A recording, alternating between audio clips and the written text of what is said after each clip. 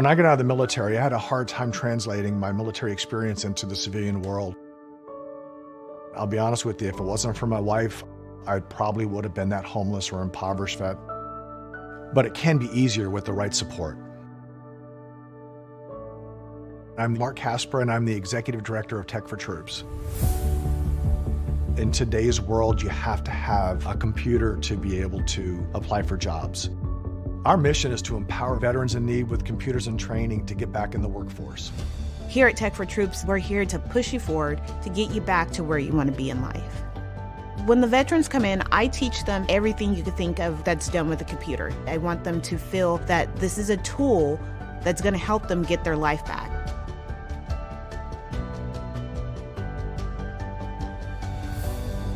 I went into a kind of a deep depression.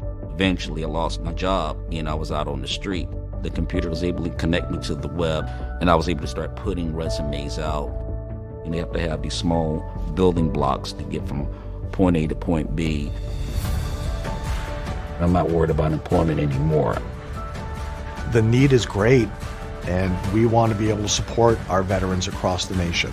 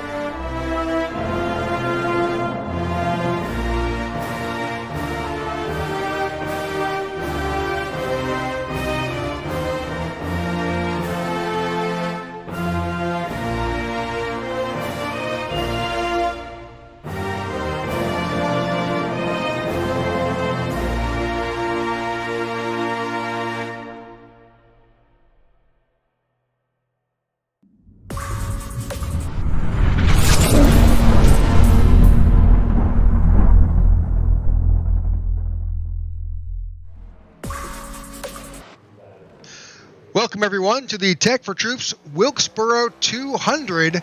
I am Rick Souza, and I'm joined here in the booth by my co-host, John DeRudris. Welcome to the IWM Broadcast Network of the Tech4Troops Cup Series. John, we've got an interesting race tonight. Yes, we do. It is not at a track that traditionally has been on the schedule in the past, 20, 30 years or so, but actually will be on the schedule starting next season. North Wilkesboro making its comeback as the All-Star race, and we're getting a little preview of potentially what these cars will look like coming up next year. So these Tech4Troops drivers, it's going to be their first time on this track in this new next-gen car, and let's expect to see some wild things. We saw some pretty crazy moves in practice that you may see at the end of the race that may look very reminiscent of Martinsville, if you know what I'm saying. It's going to be a fun race. The track it's an old surface, and that always produces slick conditions. Tire wear is going to be a factor in this one, as well as maybe one stop. I don't know what's going to happen, but let's take a look at some of the track facts for tonight's Tech4Troops Wilkesboro 200, presented by Tech4Troops 1111 Veterans Project, U-Haul, and Elite Performance Industries. A 200 lap event here with 60% fuel. We have been told that they can make it about 100 to 110 laps on a tank of gas if they stay green, which means this could be a one-stop race, but I don't know if I'd really recommend that because of the tire situation. Pit road speed is 35 miles an hour. They have one quick repair, 5 sets of new tires, and only 14 incident points before you are either black flagged or completely disqualified. So they lowered that for this race. to try to keep the racing cleaner and a little bit more efficient. So, Rick, it's going to be a fun one. Plus, the track temperature is very, very hot. It's 117 degrees, which seems like a lot for a 72-degree day, but it's going to be a fun one out there in North Wilkesboro. Looking forward to it, but certainly these guys have got their hands full. This car is an interesting car to drive on this track. It takes a lot of good throttle management, and maybe that leads us into exactly what your keys to the race are. Absolutely. So, keys to the race. Number 1, tire conservation. So, it's going to be just crucial to preserve tires and not pushing the car too hard in the beginning, because it's going to go by pretty quick. They can get about 3 laps in a minute here. So this race will go by fast once it starts moving along. So who's able to ever save their tires the best will be there at the end. The second, let's say we do have some green flag stops. Getting on and off pit road is going to be tricky. You see the 25 of Hermes Castro right there already practicing. You basically just come right off the racing surface into pit road. Same thing with the exit of pit road. So it's very dangerous, and it'll probably cause a little bit of chaos. And then 3, passing. This is a one-groove racetrack. It's pretty much like Martinsville is, minus the Ross Chastain move up on the high side.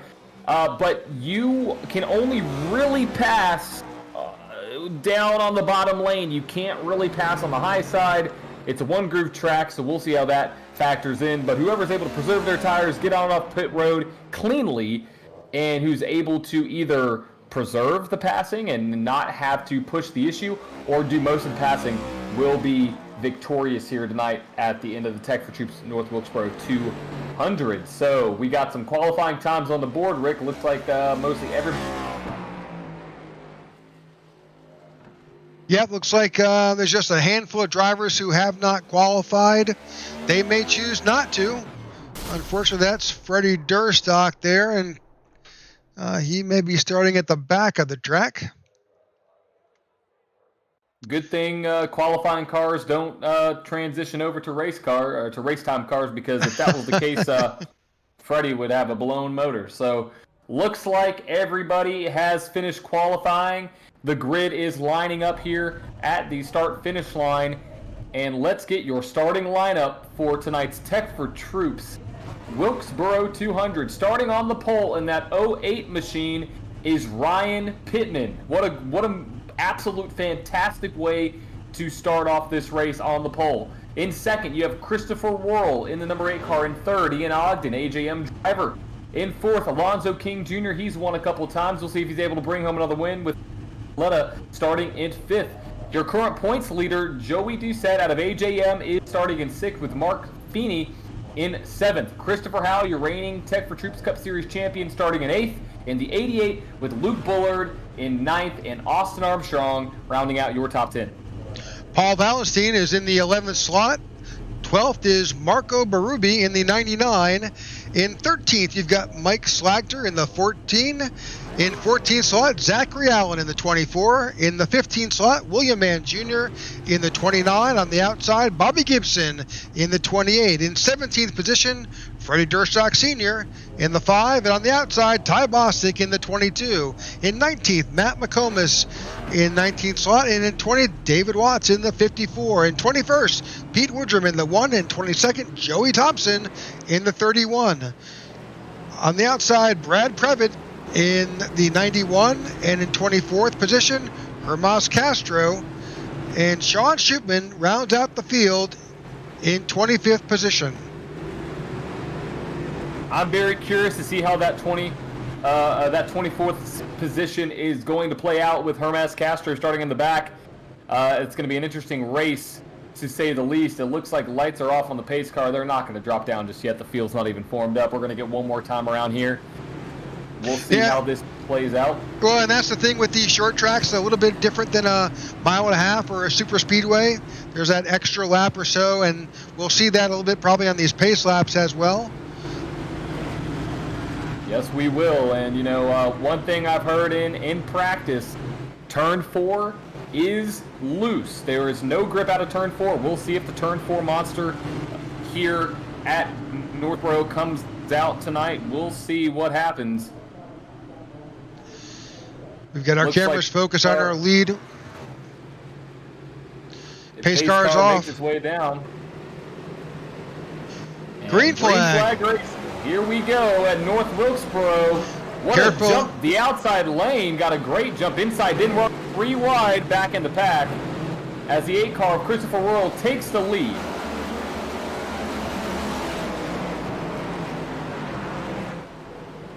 We're scrolling a bit through the back of the field here, just making sure everybody gets off. Well, we'll come back and pick up the lead pack.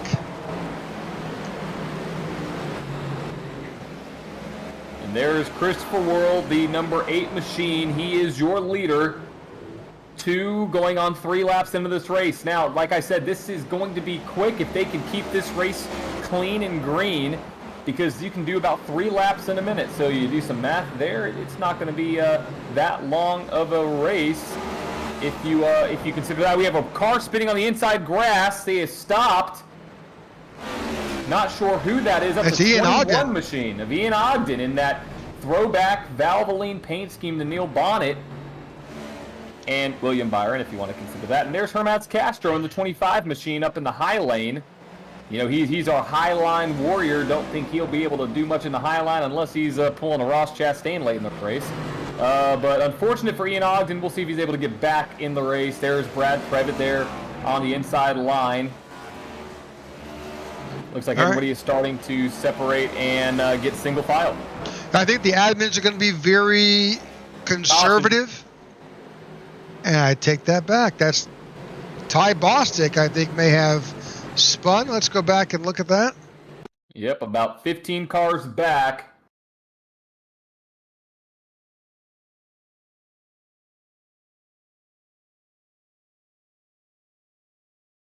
Yep. Oh, literally just got on the wrong part of the track, slides back up, nose first into the concrete wall. I was able to keep the car up there. It's a beautiful paint scheme he's got going on tonight. And that brings out our first caution of the night here, 6 laps in. Well, it's not to say we didn't expect some cautions. We anticipated that was going to happen. It's unfortunate, but this is a 0.63 of a mile track, just over half a mile around. These, as John had indicated, these cars get around quickly, 3 times per minute, and it's got an older racing surface, and it's just hard. It just takes a lot of practice with brake and throttle balance. It really is, and right now Christopher Worrell is your leader. He's been able to get out there and get out front ahead of Ryan Pittman and take the lead, and that's where I think you need to be in this race, is out front, not worrying about what's happening. Manu got a lucky dog coming around the high side. Everybody's kind of double file there. Yeah, that's Brad. To get his lap Yeah. back. He's I think Brad's a couple laps down, so that's probably good for him to get at least one back.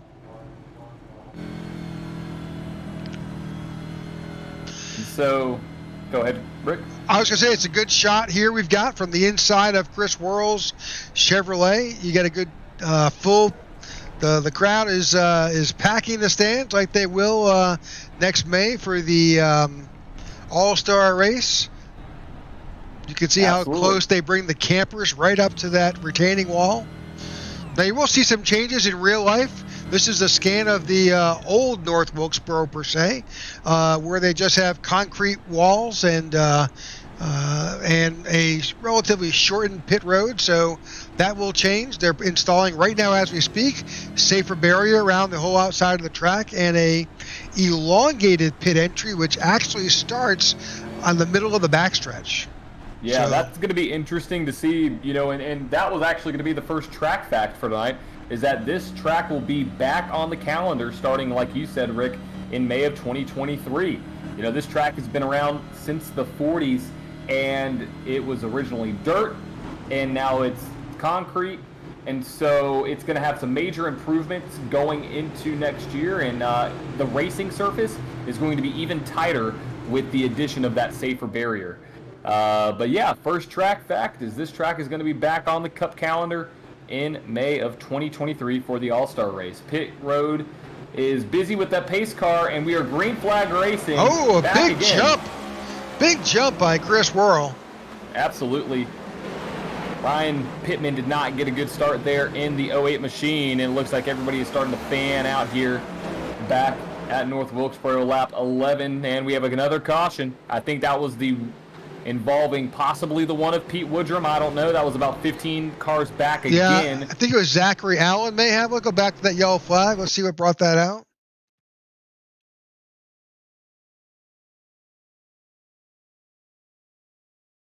Zachary Allen is in that 24 right there.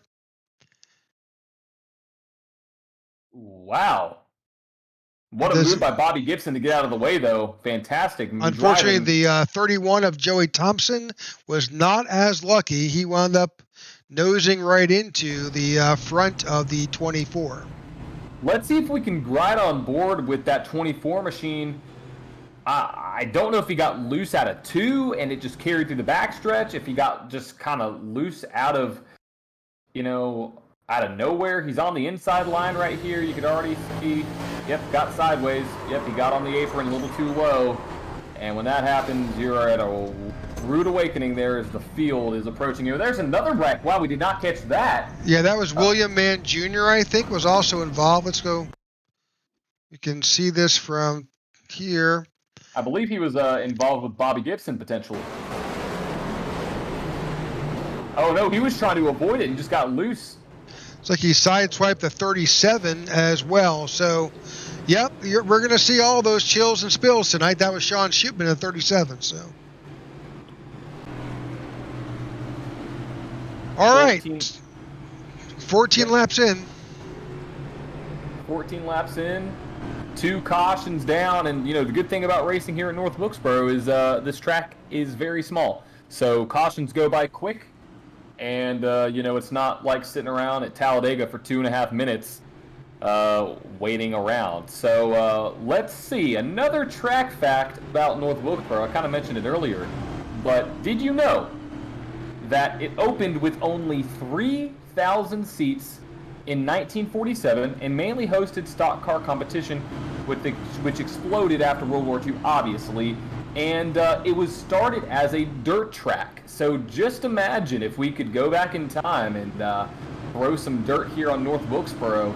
Just imagine what that would be like. That'd be pretty crazy because you have long straightaways and these turns are wide. And so it's going to be, that would be, if iRacing could come back and maybe add some dirt to North Wilkesboro. That'd be a fun little add-on. I mean, it would probably be crazier than what it is already, but still be fun. That's what they had talked about. Once they brought this back and they did the modifieds there, they had talked about tearing up the racing surface and putting down dirt and then resurfacing it, but that got nixed. They basically said they wanted to retain a good bit of this racing surface and just kind of re-energize that. So they got rid of the tear it up, rip it out approach. I think it's a good move. I really do. I mean, it preserves the history of this track, and Dale Jr. was a big factor in that. As we have pace cars dropping off again, our third restart of the night is away. There goes Christopher Worrell to the lead with Alonzo King. Right behind him in second, and the field is now side by side.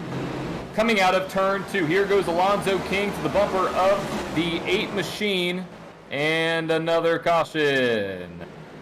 That was Brad Previtt, who may have got involved. Let's go take a look at what happened to Brad Previtt here. Oh. He got, unfortunately, tagged in the back by the 24 of Zachary Allen. And that's all it takes. Yep. Stayed off the outside wall, so that was great. But, a little bit of different braking lines there between the 91 and the 24 machine. So glad to see Brad keeping it off the wall. But that brings out our third caution of the night. And I got to pull up another track fact, Rick. I wasn't even ready. Well, we're only 18 laps in. But, yeah, Yep. So did you know that after a decade of dirt racing, North Wilkesboro was paved in 1957, followed by the inauguration of long-distance racing in 1960. So, you know, this track has been around for quite a while, and through its ups and downs and its continuations and discontinuations of racing, it has been a asphalt/concrete track, however you want to say that, non-dirt track, let's say that, since 1957.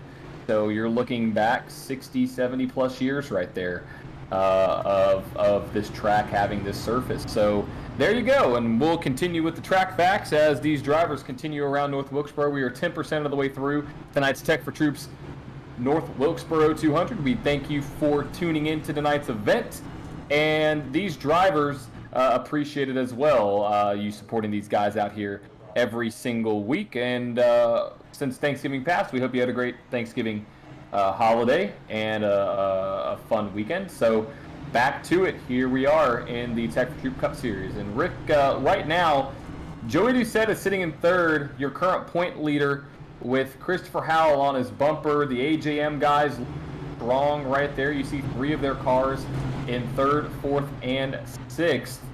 They're always strong contenders every week. We'll see how they span out as this race goes on. But Joey Doucette is, it seems like he's always in the mix every single week. Oh, yeah, he's right there. We expect to see him. You know, we're seeing the same thing now. That weaving you see is Austin Armstrong. I'm just not quite sure just how much that's going to help that number 13 cookout vehicle. We'll see how that goes. Yeah, but that's a beautiful throwback scheme. I gotta love that. It's like a USAA cookout scheme, I believe. Pretty cool to see something like that on track. So we've got plenty of time, John. We'll take a walk back through the contenders, just get a feel for who's racing what. We'll see how that goes. Absolutely. So here we are. Field is double file. 179 laps to go here tonight. Pace car lights are off.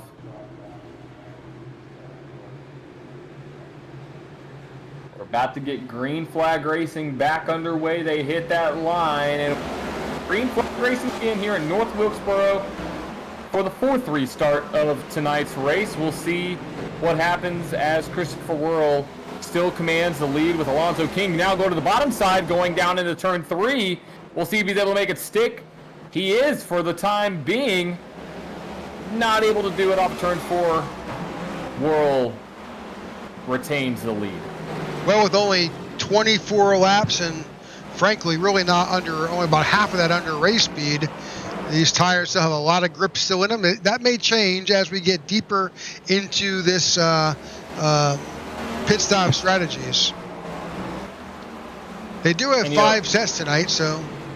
Yeah, plenty of sets, and we'll see how long that lasts. And also, I'm listening to the number 8 machine right now. I believe he's actually downshifting in that P1 position, which is definitely the way you want to go here with the track that we are at. Typically at short tracks, and especially in this next-gen car, you will see downshifting back going into corners. So we'll see how long that lasts for the 8 machine. But as it stands right now, your top 10 as it stands with Christopher Whirl in first, Alonzo King in second, Christopher Howell in third, Joey Doucette in fourth, Paul Valenstein in fifth, Harley Barletta in sixth, Armstrong in seventh, Pittman in eighth, Feeney in ninth, and Luke Bullard rounding out your top 10. We'll take a run through the field slowly. If you see your favorite driver, you can cheer him on. You can welcome to log in. King, hold on to it. That's going to bring out a caution. Well, we caught that one, didn't we? We sure did.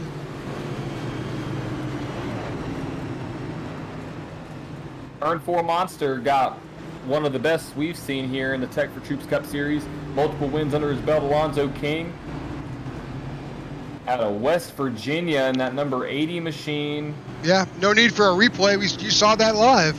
Yeah, you saw that live, and it's going to be like that throughout the entire event, I believe. It's going to be so important to do that. And look at this. Guys coming down pit road, maybe getting some tires. Interesting move. We do have about 20, maybe 15 to 17 laps. And I don't know if I want to say 20 laps on these set of tires, but Alonzo King is making his way down. But here's the issue, Rick. I think he may get lapped. Here comes the field right by the 80 machine. I think this could be I mean, I know he's calculated on this, but he just got lapped. Yep, he sure did. Of course, now he's what he's probably also gambling on is the fact that we are seeing this is our 4th caution after only 30 laps, and he is right now, I think he is on the lead lap. I mean, he's 1 lap down. So, so he and Brad Previtt are 1 lap down.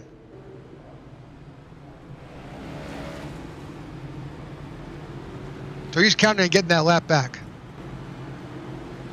I mean, right now, I don't think that's a bad bet. I really don't, because we've seen a lot of cautions early on here, 4 cautions in 31 laps. But the danger of going all the way to the back of the field, Rick, is simply that, going into the back of the field. The risk of getting involved in an incident is much higher when you're back there compared to his 2nd place position when he was up there in the front. So we'll see how he's able to bounce back.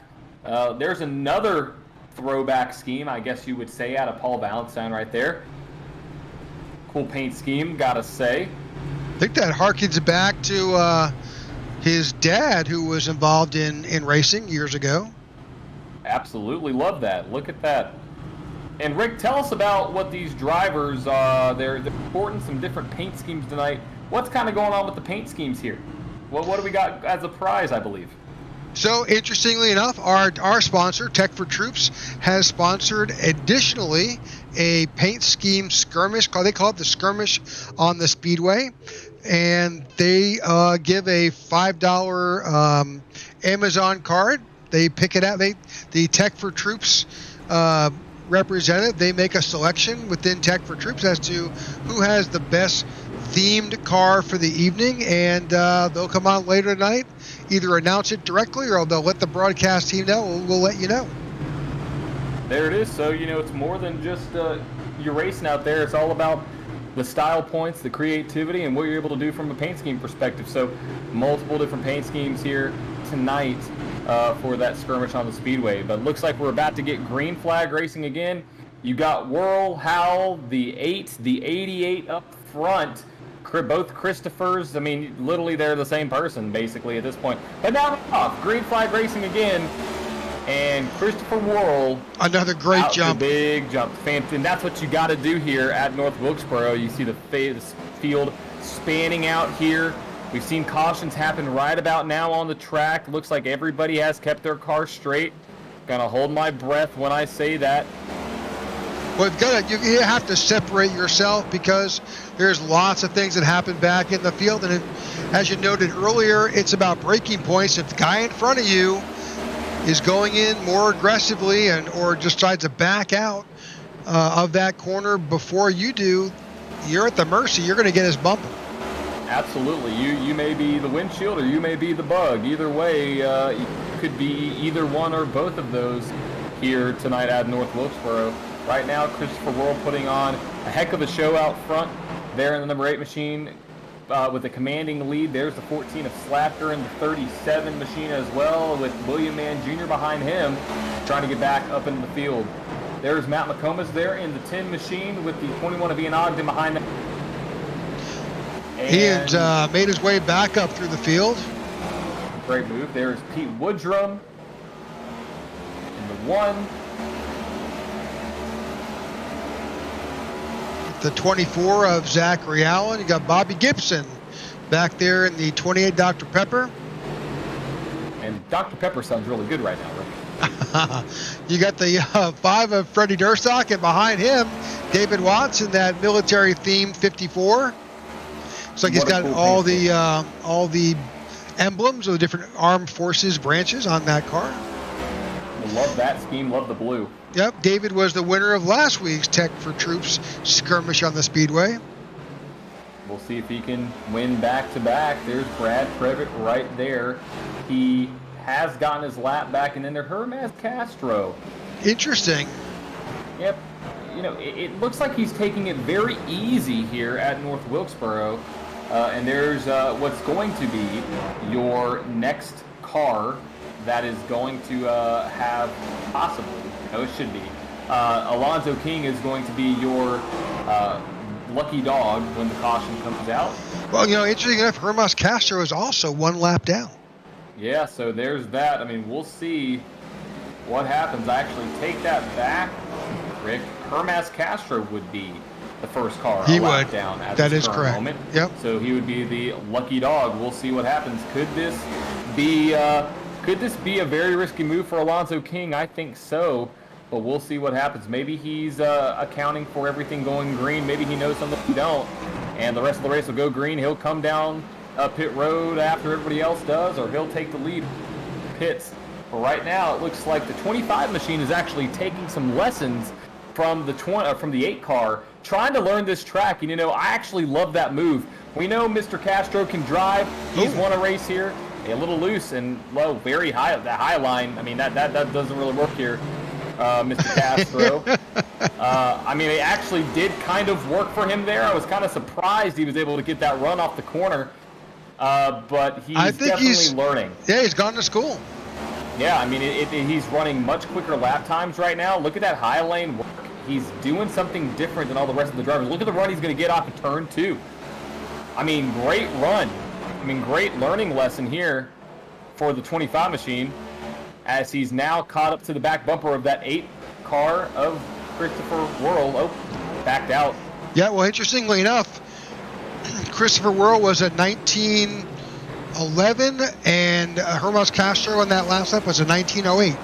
So he was matching his speed maybe a little better with that high line. Well, we'll see what happens with Castro, as he is now the first car a lap down, and we are almost a fourth of the way through, Rick, of this race. Those cautions were abundant in the beginning, but we've had green flag racing here for the last 10-15 laps or so.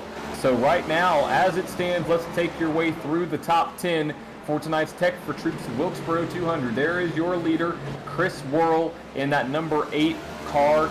In second, you have the previous Tech4Troops Cup Series champion, Christopher Howell, looking to get his first win of the season in that 88 machine. In third, Austin Armstrong with that throwback USA scheme. Gotta love that. He'll be in contention more than likely tonight's skirmish of the Speedway, with Paul Valentine there in P4. Looking to have a great run. He needs it for sure with some of the luck he's had recently, so good to see Paul running out front. In fifth, Joey Doucette, your current point series, or your current point leader, getting a little loose right there. Gonna let Ryan Pittman maybe by on the outside of the 08. Mark Feeney running a throwback Miller scheme. Gotta love that one. In the number 73, having a great run in P7. In eighth, Arlie Barletta, still trying to find that win here this season. We'll see if he's able to get it done here tonight, with Luke Bullard right behind him in the number 3 machine. He is looking for another great run. We've seen him counting at your top 10 after an incident early on in the race is the 29 machine of William Mann Jr. Love that paint scheme, love the flames, love the 29 on that old Camp Camaro, and he's getting some pressure right now from the 37 to 14 for 10th. There's Sean Shootman, Mike Slacker. Yep, you've got the 99 of Marco Berube right there. Marco is currently running in the 13th spot. Ian Ogden has made his way back up to 14th in that throwback Valvoline paint scheme, the 21. Ty Bostic is behind him. Ty is currently running in the 15 slot. Behind Ty sits the 24 of Zachary Allen. Pete Woodrum behind the 24 in that number 1.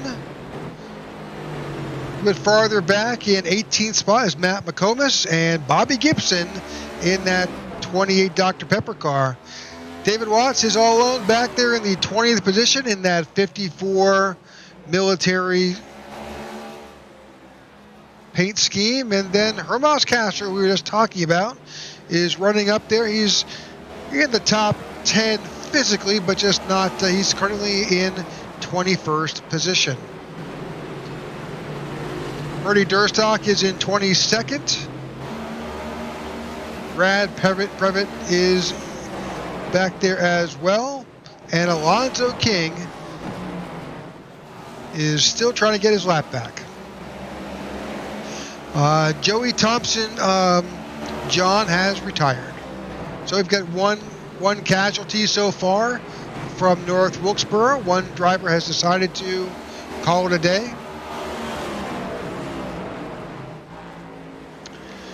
But it's like Christopher Worrell has got a nearly 2-second lead on this field. And you know what? At North Wilkesboro, that's an entire corner and a half.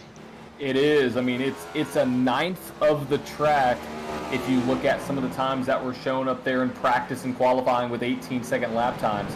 So right now, Christopher Worrell putting on a good showing. You know, Rick, these lap times aren't really falling off too much. Christopher Worrell with an 18.7, Howell with an 18.9. You know, these times aren't really suffering too badly here. We'll see if this continues, but we are already a fourth of the way through this event, and Christopher Worrell is putting on a clinic, an absolute clinic. He got past Ryan Pittman and was like, sayonara, I'm going.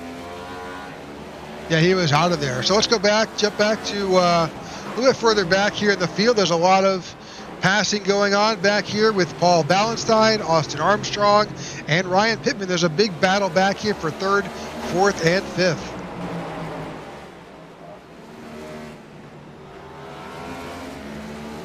That's the 08 of Ryan Pittman trying to get around the 89 of Paul Ballenstein. You can see Hermas Castro riding that outside wall on the outside there, and Austin Armstrong trying to figure out how he's going to get past these guys.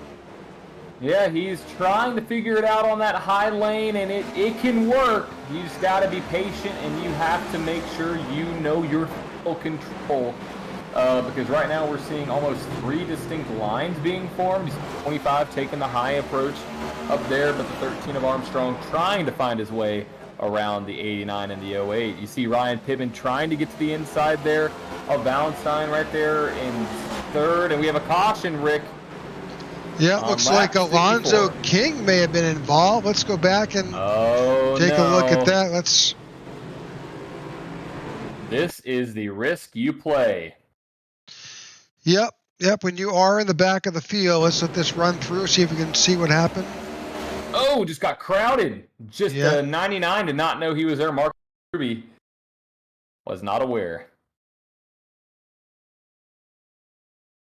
Yep, he just came right up and squeezed him in. Unfortunately, that takes out Marco a bit as well. I think Ty Bostic.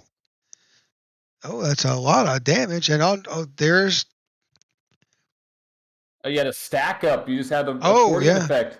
Let's go back and kind of take a look at that, because he got turned at the absolute worst point of this track, because he hit that inside, basically, or that outside exit of the track. Let's run this again. We do have pit stops happening right now, so let's go. We do. He gets turned right here, and then you see the car dip in, and he hits that outside wall. That is the exit there on the track, and that just shoots the 80 machine of Alonzo King to the inside. And that's the danger, Rick, of doing that move under caution and coming down pit road as they continue to wreck after the fact. Let's jump back to Ty Bostic. I'm not sure what happened to Ty there. Let's just see what happened, what caused Ty to wreck.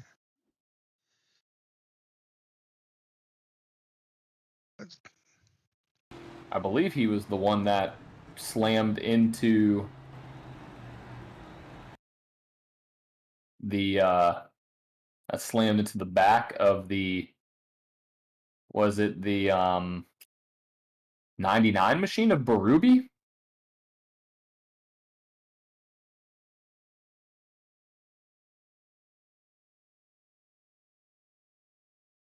Let's see. Here's Ty going in the turn 1 and 2.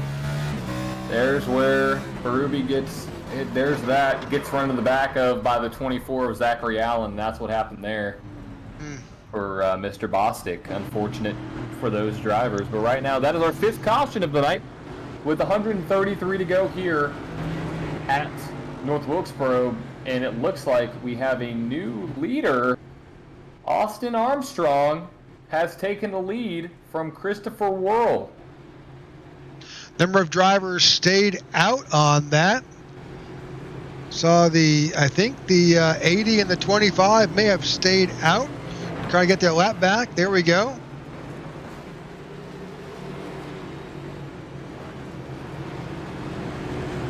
And while we're under this caution, Rick, really quick, I'm trying to find some track facts. Recent modifications of this track and expansion have increased reserve seating to more than 30,000. So it has 10x'd its original seating capacity back in the 40s from 3,000 up to 30,000 plus seats. So there's your track fact under caution. Here we go again, Rick. Green flag racing and Austin Armstrong. He took as he was tapped by the 88, taking him out. Big wreck. That took out the 8. There was Christopher Howell, was it not? Let's go back and Christopher Howell got into the back of Christopher Worrell. Well, that's not good. I don't think any of those guys will be too happy with that.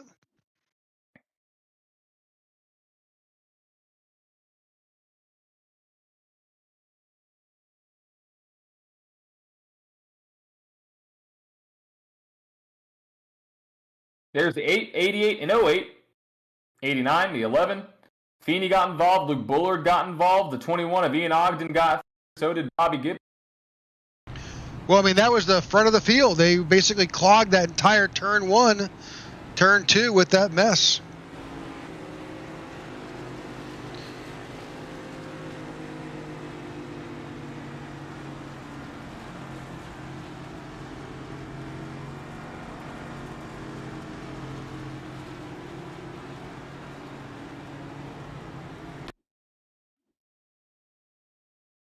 You can watch this from inside of Christopher Howell.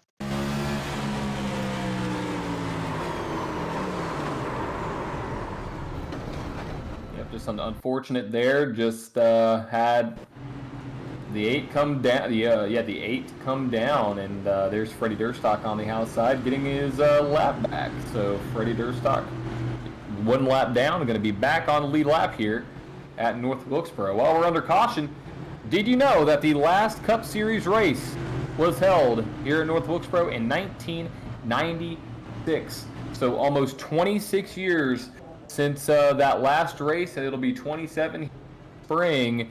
We will have racing back here at North Wilkesboro. So it's been a while. There comes the 54 of David Watts down pit road. But Austin Armstrong is your leader here with 75 laps complete out of 200. And our Tech4Troops Wilkesboro 200. We want to say thank you to all of our sponsors out there tonight. That's Tech4Troops, our 1111 Project, U-Haul, and EPI. Without our sponsors, these races and these events couldn't possibly happen. So we thank them for this, and we appreciate their continued support.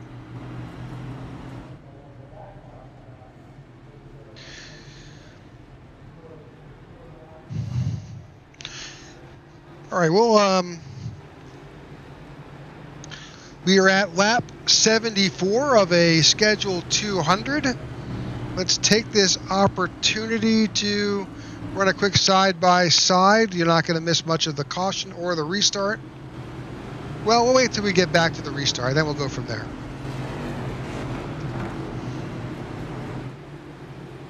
Just realized the lights are off on top of the pace car. Hey, like I said earlier, cautions go by quick here at North Wilkesboro. So here we go, the 13 out in front with Pittman back up there, Valenstein, and that knocks out the 8 and the 88. So we'll see some newcomers here to the front of the field. Green flag back out here at North Wilkesboro, and we are racing again. Wow, 3 and 4 wide, a little dangerous, Yep, got a car all the way out of the high lane here. Look, we're going to have some contact with the outside wall, maybe. Nope, they're able to keep it straight. A lot of drivers and a lot of different lines, and a lot of levels here throughout North Wilkesboro, and we'll see how Whirl and Howl will make its way back up. We have the car almost all the way up against the wall. I think that was McComas, possibly. Not really sure what happened there with the 10 machine, but he is looking to... Oh, we got a wreck. David Watts and Brad Previtt.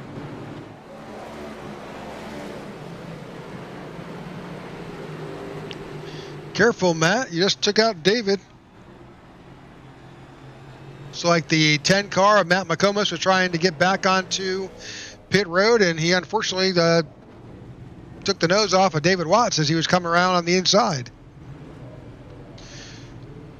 I believe he may get a quick repair here. Yep, there it is.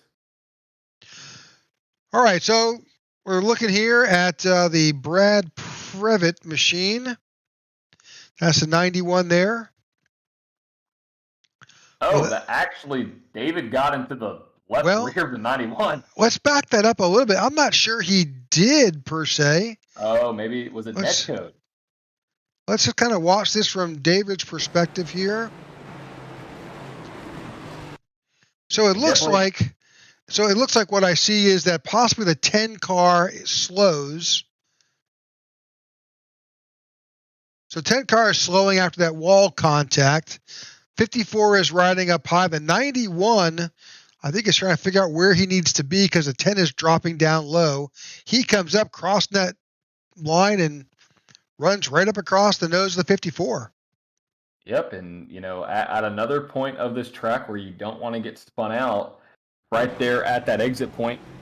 So that brings out our 7th caution of the night, and this means another track fact. So, talked about this a little bit earlier, but it was originally a dirt track from 1947 to 1956/57, and it was paved in 1957. And did you know that this is the original surface?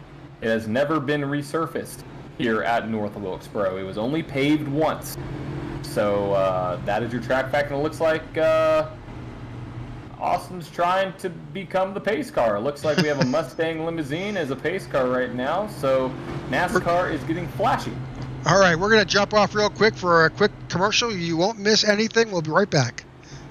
When veterans get out of the military, a lot of them don't know how to translate their skill sets into the civilian world, and they lapse into poverty or into homelessness. But it can be easier with the right support. At Tech4Troops, our mission is to empower veterans in need with computers to get back in the workforce. We want to support our veterans across the nation.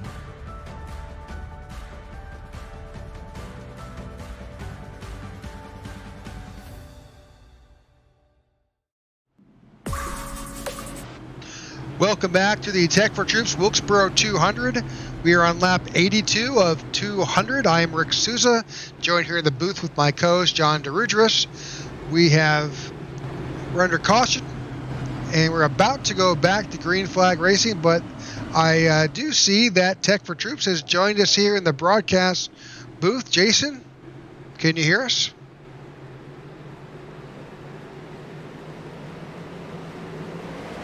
And green flag racing again. Jason, you got your ears on. I think maybe his mic is muted. Maybe he cannot hear us, but that's okay. Let's continue on with what we've got. We're back underway here, lap 83.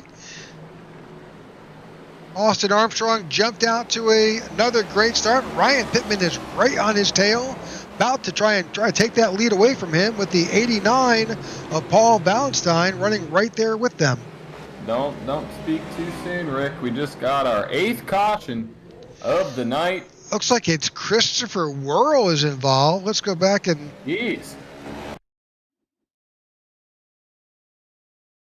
try to find what happened. He's trying to fight his way back up through the field. Oh, got loose. Hard charging there. Everybody's diving out to avoid him, but now the back of the pack is coming up.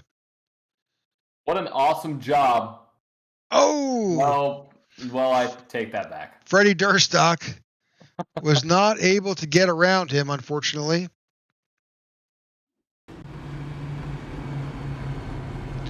So we are seeing Austin Armstrong on pit road. I believe he was one of those drivers who did not come down that a few cautions ago. That's why he got the lead. So we'll see what he's able to do. Marco Berube is your lucky dog. He will be back on the lead lap, and that puts your pole sitter, Ryan Pittman, back to the point. All right, Jason, Tech4Troops, are you with us? Yeah, sorry, little difficulty there, but yeah, I am just in time for that latest we'll say intro to a caution lap. It's been a very interesting race tonight, and as we expected here with a short track, this was, it's these cars don't typically run on this track. It definitely takes a lot of driver expertise managing your throttle and brakes, so this is kind of expected, but it's a fun track to race on. So it's been a lot of fun to watch. I knew it was going to be a ride when I saw Ian Ogden spin out there in the beginning. I know he's one of a little more seasoned of a racer, so to see him go to the side so quickly, I knew this was going to be a contest. Yeah, so this track will definitely humble even the best of them. So absolutely, I'm just getting in now to concentrating on the paint schemes to assign our winner for the scheme skirmish of the Speedway. But it's been nonstop action up to this point. It's been a lot of fun to watch. Well, great. Well, we'll let you get back to that as we enjoy what's happening on the track. And John, any more fun facts for the night? Or you're going to run out of them if we keep this our eighth caution. Yeah, we're kind of running out of track facts, folks. This track has been around for a long time, and it has had a bunch of different owners. But the current owners of the track is Speedway Motorsports. So you have Roy Cooper, Dale Earnhardt Jr., Marcus Smith, and other officials, and the owners are going to bring them back to the track here in 2023. So with Speedway Motorsports, as the owner here, with everybody involved, really the biggest track fact is the fact that they're going to be back on the track here in May. So that is your latest track fact. I got to find more, Rick, but right now we're back to green flag racing here at North Wilkesboro. Big jump for Ryan Pittman out front. Pretty much it seems these guys are, once they get off of turn 4 and they've got that lead position, they're going. They are just going. There's no reason to hang back, because you've got to separate yourself from anybody who's in traffic behind you, because there is nothing safe about being in traffic here at North Wilkesboro. Not at all. We've seen the best of the best get involved here at North Wilkesboro in some accidents, and we saw that with Alonzo King. So Ryan's jumped out to a pretty good lead. They're stacked up a little behind him. That's Paul Ballantyne moving into the P2 position. Outside on the behind him is Joey Doucette in the 11. The 81 of Harley Barletta is behind him, and they are battling back here for 5th, 6th, and 7th. Mark Feeney is back here. Look at the traffic back here. They are 3 wide here at North Wilkesboro. That's a dangerous game to play, as Alonzo King's trying to make his way back up. Had some earlier issues in the race. As there goes the 21. Ian Ogden. Watch out, he's coming back up the track. He saved it. Great save there by the 21 machine of Ian Ogden. Not really been his night, but no caution as of yet. So we're going to keep this race green flag racing right now. So back up with Alonzo King. He's got his lap back, and now he's working his way through the field. The same thing with Christopher Worrell. He is working his way back up from that earlier incident. Again, working his way back up through traffic. It's a hard place to pass here at North Wilkesboro, because there's really only, you could argue there's lines, but if you want to pass, you got to be on that inside line. On the long road. The inside line is where you want to be, and right now you're seeing the 8 machine trying to go around on the outside, not able to do this. People, they're wrecking. Big wreck. Mike Slacker. Oh no. Oh, not good. Not good. A lot of action there. I can't even form words. Now I got to find another track fact. Come on.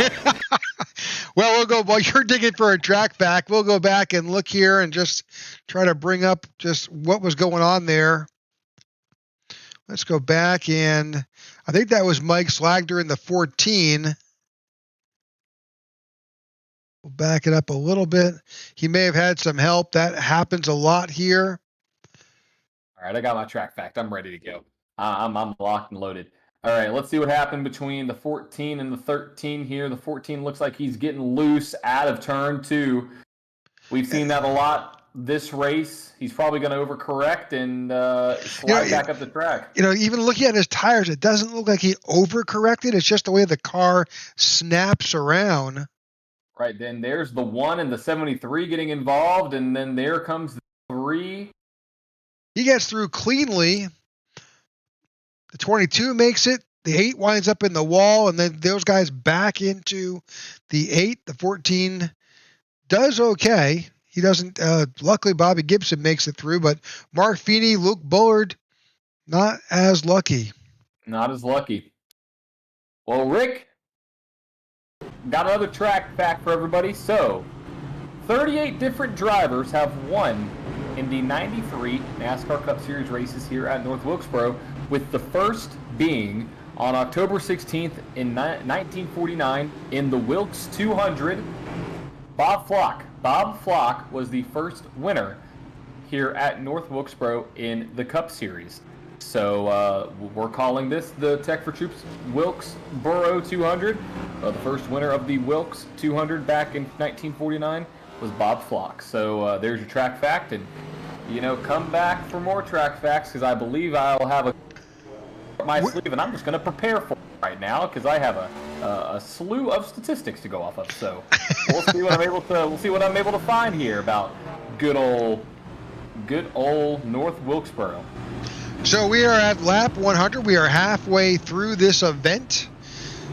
One of the challenges that we face here, as the drivers face here, is that they have limited incidents that they could be involved with, and once they reach that magic number of 14, they will get a drive-through penalty that they'll have to serve, which could take them a lap down. It could, and you may see that here as this race progresses. With the intensity of the racing we have going on right now, just surpassing half a day, we've seen a lot of action. Wargamer Shin says, "Go AJM, John Ledger." So John Ledger out there, go Average Joe Motorsports. Well, you have 2 AJM guys right there in third, in 4th, and in 5th. Here we go. Pace car makes his way down pit road, and we are green flag racing here again at North Wilkesboro in the Tech4Troops Wilkes 200.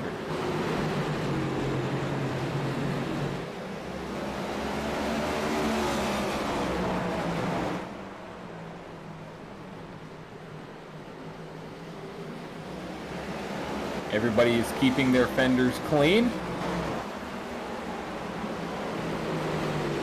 as we are now under 100 laps to go, 98 to go here tonight at North Wilkesboro. Your top 10 as it stands: Ryan Pittman, Paul Valenstein, Joey Doucette, Harley Barletta, Christopher Howe, William Mann Jr. all the way back to 6th after that incident with Christopher Whirl in 7th, John Shootman in 8th, Alonzo King in 9th, and Austin Armstrong in 10th. You can see that gaggle of... I know. The 11-11 guys are right there battling with each other for position. And you've got William Mann Jr. in the 29 right behind them in the 8 of Chris Whirl has made it back up to the front. He is in 7th position. He's impatient. He wants to get back up there. He's like, hey, I hate it back. Oh, the 80 gets to the back of the 37, and there goes the 13 to the high side. Oh, a lot of action on the track right now. And you got a lot of doors being shut. You got a lot of tempers probably raising here, and this is going to become a short track fiasco once this race continues. There is the 80 machine of Alonzo King, the machine of Austin Armstrong into the wall there a little bit. Got along that wall. It's hard racing here, especially on the high side. But Austin Armstrong trying to get it done.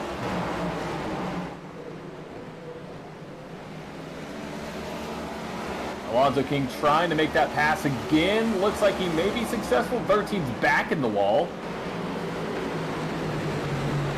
Now, each time he does that, he could lose an instant or point or two, but they're battling for a position here on lap 108 with 93 left to go. 21 of Ian Ogden was loose again coming out of that corner. Ian's struggling a bit tonight. He's doing his best to hang on to what appears to be a relatively loose car and a tough track. I mean, he's right there. He's going to be battling for that 10th position with Austin Armstrong. Right? Oh, Alonzo King. Out. And there's a caution again for Alonzo King.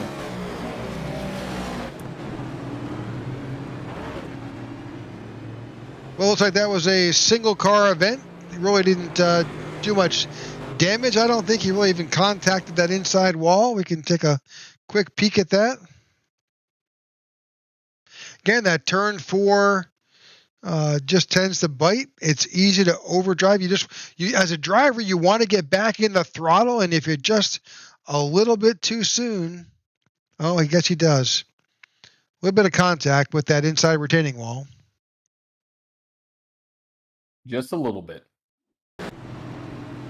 Well, Rick, we are at our 10th caution with 90 laps to go, and that means another track fact. So, the last race at North Wilkesboro was held in 1996 on September 29th, and the last winner, do you know, take a guess, do you know who the last Cup Series driver was to ever win here at North Wilkesboro was? I don't. Give us that fact, John. My favorite driver, Jeff Gordon. Jeff Gordon was the final driver to win here at North Wilkesboro in the final race. So it was his only win, actually, at North Wilkesboro because Terry Labonte, Rusty Wallace, and Dale Earnhardt were basically the top contenders for a long period of time here at North Wilkesboro, followed by Darrell Waltrip. You have Neil Bonded in there. Darrell Waltrip, I believe, at one point. Actually, I'm not going to say that track fact. I'm going to say that for the next caution that comes out. Because I just discovered a track fact within just saying a track fact. So, yeah, Jeff Gordon was the last winner here in the Cup Series at North Wilkesboro. So, there is your caution number 10 track fact brought to you by John. So, well, take a look who's leading, who's up there, going to be the control car. Christopher Worrell has made his way back up to the front.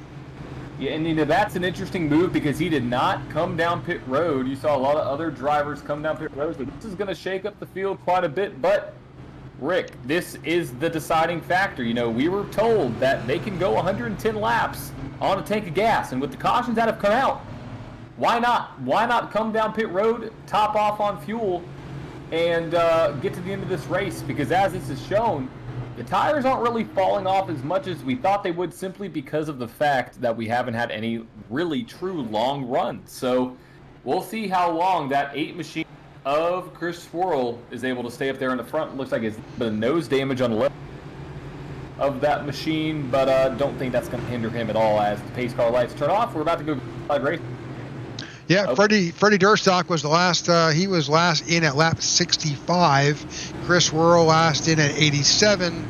So he's got definitely about 20 laps to the bad on his closest competitor. So, and don't look now, Hermas Castro is sitting in third. Where did he come from? I think he learned a little something from that 8 machine actually, and he finds his way up to P3. We are back to green.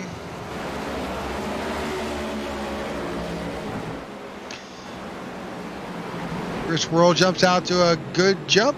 Good start for him. A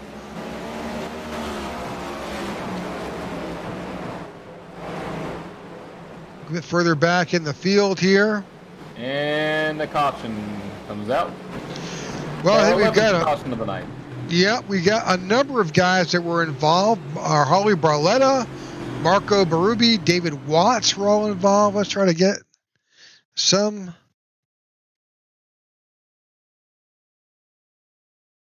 Oh, 3 wide.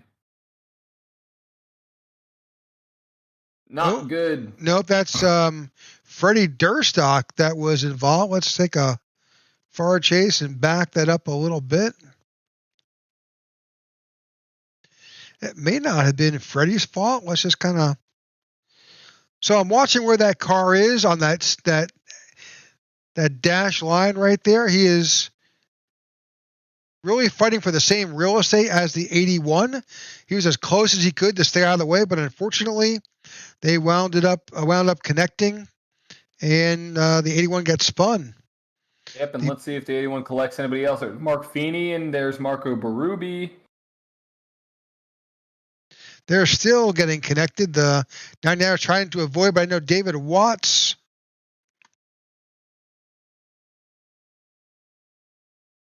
Well, he stopped, made some minor contact with the 81, but nothing of anything significant. All right. Well, that's 11 cautions on lap 119. 82 laps to go. Under normal conditions, that would fly by. It would. It would fly by in roughly 23 minutes, to be exact. Yeah. So Ian Ogden now finds himself back at the front of the field with Chris Worrell, Hermas Castro, Luke Bullard, and Pete Woodrum, Ty Bostic, Ryan Pittman, Joey Doucette, Bobby Gibson, and William Mann Jr. as your top 10. Wow. Well, caution comes out, and that means another track fact. So, did you know between 1981 and 1983, there were 5 races held at North Wilkesboro? In those 5 races, they were all 400 laps. Did you know that Darrell Waltrip won 5 straight races here at North Wilkesboro between 1981 and 1983, on average leading 75% of every single race? That's over 300 laps on average per race between 1981 and 1983. So, there's your track fact for caution number 11. We are about to go back to green flag racing. Maybe you can dig and see what the average number of cautions are here at North Wilkesboro for the Cup Series. I will do that as we speak as Christopher Worrell takes the lead here back again. We've seen that number 8 out front quite a lot tonight, and he's back up to the point. All right, Ian Ogden is making his way around this track. Oh! That was super close. The 25 dirt tracked around it, saved it, almost tagged him, but wisely was able to back out. These guys are battling for position back here. Some of them have, that was the 22 of Ty Bostic that got a taste of that outside concrete wall. And the 12th caution is out, and it's a mess. Christopher Howell is involved. It's a big one. It's a big one. All right, we're going to pause this for a second, get a better angle here. I believe it was the 89 of Valentine there. Valentine, rather. Oh. I heard over the radio that he kind of fishtailed. Yep. And hard hit for the 89 and the 14 there.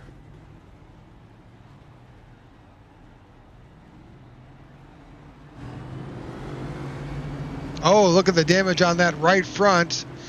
That toe link is gone. That tire is not even pointing in the right direction of that 88. You can see it right there, folks. It's not even turning.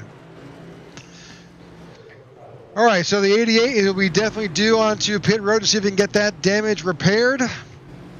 Now, as with any event with the Tech4Troops Cup Series, these guys have one quick repair, and what that means is simply enough that they get a do-over. They get a chance to repair their car and get back out and compete. But on a short track like this, you've got to use that hopefully very prudently, not give that away for some minor damage, because something like that happens, especially on these cars, the toe link or that connecting rod that connects these tires is pretty much the most fragile part of the suspension. If that goes, you're done. Absolutely. Well, Rick, I don't have the number of cautions on average here at North Wilkesboro, but I do have the most wins. So, Rick, if you could take a guess who has the most NASCAR Cup Series wins here at North Wilkesboro? See, you always want to go with the traditional favorites like Dale Earnhardt or Rusty Wallace or a Waltrip, but sometimes you may wind up at somebody that's further on back in NASCAR history. So go ahead, John, enlighten us. So, with 15 wins, the driver that has the most wins here at North Wilkesboro is the king himself, Richard Petty, with 15 victories. He also has the most top 5s at North Wilkesboro with 33, and the most top 10s at North Wilkesboro with 42. So the king, showing why he's called the king, with just under 10% of his wins coming here at North Wilkesboro. So I'll give you a little bit of track fact back. So the last race here, the first Union 400 that occurred here at North Wilkesboro in 96, it had a total of 3 cautions for 25 laps. That's not the same kind of racing it used to be, Rick, up here back in the 90s. We've seen 4 times as many cautions, but hey, that's what happens here. Race is not over. Exactly, it's racing. So we'll see where we end up here. Hermat's Casper all the way up in the high line here as he's trying to get a run off the corner. As the 3 of Luke Bullard is looking to make his way to P2. What a move by the machine. We're watching all of these guys as they're now, as I said earlier, he is riding that wall. We're going to definitely see some attrition with 70 laps to go here at North Wilkesboro. It's gonna happen. Shout out to Angelin, always watching. Glad to have you tuned in tonight. And hello. So unfortunately, that little incident ended up putting Christopher Howell, Marco Berube, Matt McCovis, Brad Previtt, they're all laps down. Number of drivers are out. Slagter has got some extended time in the pits trying to make some repairs, but Allen and Thompson are both out and have retired. We got 3 wide going on right here. That's the 22, the 11, and the 25. They were able to keep it all in the right direction, and we just had our 13th caution of the night. Looks like that's David Watts possibly involved. Let's go back and see. David.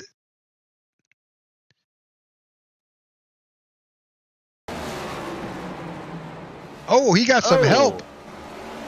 That's the 28 of Bobby Gibson, giving him a little bit of a nudge there. Let's just take a little bit of a better shot there. Oh, yeah. Yeah. Not a nudge. Slight, maybe a shove. Just slight contact. Just slight contact. All right, lap 136 is in the books. 65 to go. We do have a number of drivers, not a lot, a couple drivers. Ty Bostic has come down onto pit road. Pete Woodrum is on pit road. With a track like this, they're just getting there to make their it looks like he's having some connectivity issues. Yeah, that's hard to see there for that driver. Looks like the 88 is going to get his lap back, so Christopher Howell is back on the lead lap. But Rick, I got another track fact at caution number 13. So, did you know that only one time, it only happened once, but in 1994, well, not once, the last time that it happened was in 1994 by Jeffrey Bodine. He did something that is very rare to see in NASCAR. He completely lapped the entire field. In October of 1994, Jeffrey Bodine won, completing 400 laps, while in second place, Terry Labonte only completed 399. So, you know, I think if we had some green flag racing here, I don't know if we would see a complete lap here in 2022 going into 2023, but back in 1994, it was possible to lap the entire field. So that is your caution number 13 track fact. So we'll see if I'm able to dig up anything else. I mean, you pretty much know everything about this track, and if you ever go to trivia night and get asked about North Wilkesboro, well, you better remember some of the things I told you, because you should know everything here about this track, and I'm going to probably find some more. So stay tuned, and you'll have a vast array of knowledge about this racetrack. Yeah, you can stump your friends, do it over a cocktail, bet somebody a beer. Take notes of John's track backs. Exactly. And you've got it. Exactly. It'll help you out in life. So right now, what is going to help us is the fact that the pace car just turned its lights off. So we're going to go back to green flag with the 8 of Christopher Worrell back to the point with Luke Bullard, a new face to 3 here in that number 3 in P2. Ian Ogden in 3rd with Joey Doucette in 4th and William Mann Jr. in 5th.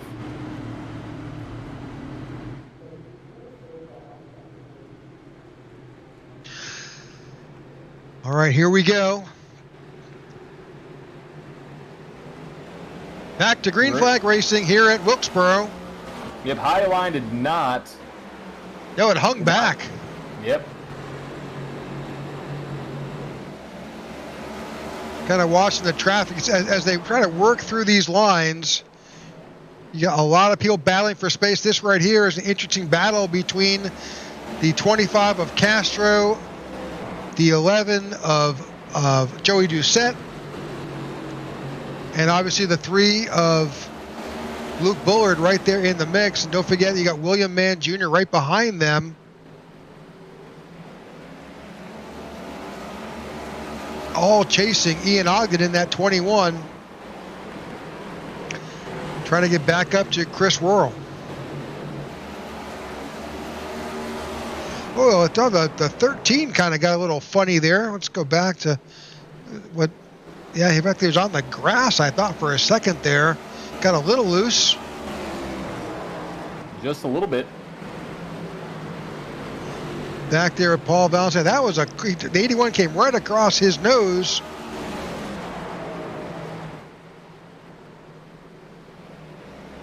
Got Ryan Pittman back there as well. Ryan Pittman is currently showing in 8th place. Now, interestingly enough, Pete Woodrum, Ty Bostic, Bobby Gibson, all those guys pitted last on lap 135, but our leader pitted last on lap 87.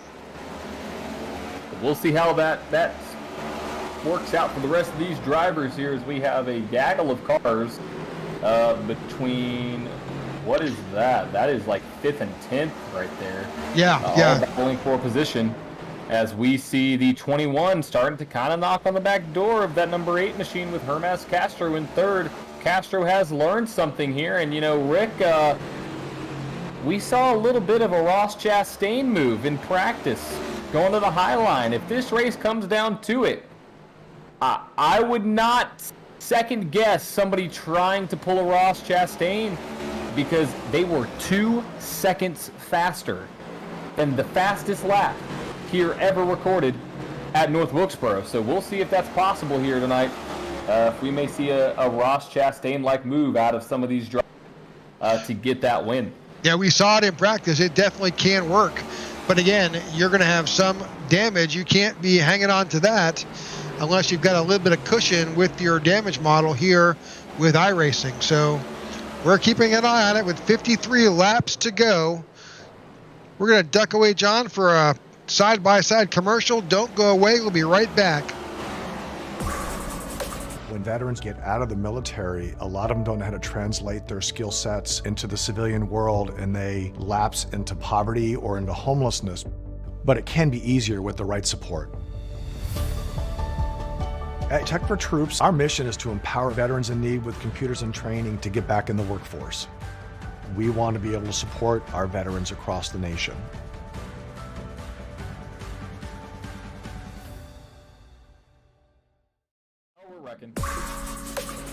All right, we are joining in.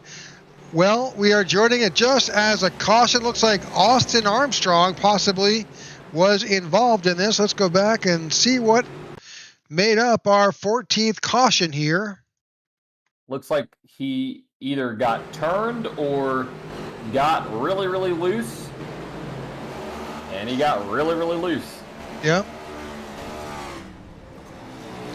Just a little bit of damage to the, maybe not much at all, slight body damage maybe, but unfortunately that did bring out a caution flag, and what that did do was allow these guys a chance to pit. So we've got. This is going to be the last stop. So pretty much those top guys are now on pit road. Good opportunity to hit. Fuel is not so much the issue, but definitely tires. 100%. Tires are going to be the name of the game right here, as you see a lot of drivers making their way off, but Christopher Worrell there is stuck in pit road. He is going to be way back in the field after this round of pit stops. Did he get a penalty for speeding on pit road? I don't know, but here comes the pace car. Is he going to make it off? He did make it off pit road in time, and that was very close there by the number 8 machine. But, well, we are at our 14th caution of the night, which means you have your caution number 14 track facts. So, Rick, you probably know this because, you know, you're in the Carolinas. But did you know that Wilkes County and the surrounding areas were known as the moonshine capital of America back in the 40s and the 50s? So, yeah, it's not really about the track, but it's about the surrounding area. So, I'll give you another North Wilkesboro fact that a small home improvement chain with a blue paint scheme was started in North Wilkesboro. Yes, it was. That was the home. What was the name of that? That was the home of Lowe's Home Improvement. Wow. Well, you know, makes a lot of sense. A lot of good things came out of the Carolinas. Yeah, they did relocate to NASCAR City right there in Mooresville, North Carolina, but that's where they got their start, in North Wilkesboro. And you can see it around the track too. There's that Lowe's sponsorship on the wall, and just pretty cool to see and learn all about this stuff here about North Wilkesboro. So the funny thing is, you also see that Holly Farms logo there. Holly Farms is a chicken processing plant, and I've got a lot of folks that had worked for Lowe's, and they said when they were growing up, they only had two real options if they wanted the job. It was work at Lowe's or work in the chicken processing plant, and those that took the opportunity at Lowe's, many of them became Lowe's millionaires with the way that they were vested. Wow. Well, you know, there was one right option there, obviously. Yeah. So interesting to see that. But here we go. Back to green flag racing as Ian Ogden back to the point. With 45 laps to go, Ian Ogden has jumped to the lead. We saw him involved in earlier incidents, but he has made an amazing comeback, and we're back to caution again. Harley Barletta is involved with Mike Slagter, I think, as well.